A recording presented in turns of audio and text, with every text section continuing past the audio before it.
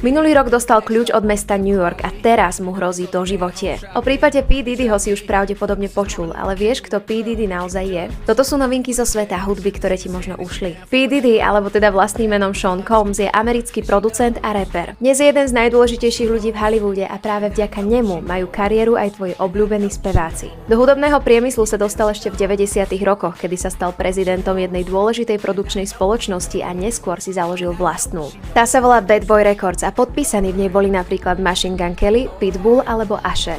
Jeho kariéra bola už od začiatku celkom kontroverzná a novinky, ktoré o ňom vychádzajú v poslednom čase, vlastne nie sú nič nové. P. Diddy ho obviňovali z násilia už viackrát a zo začiatku bol spájaný aj so smrťou Tupaca. P. Diddy je v podstate viac biznismen ako hudobník, ale má vonku 5 vlastných albumov. Tiež sa mu podarilo vyhrať 3 ocenenia Grammy. Jeho tajné party, o ktorých sa v poslednom čase hovorí, ale nie sú nič nové. Už na vysokej škole organizoval večierky plné drog a alkoholu, na ktorých boli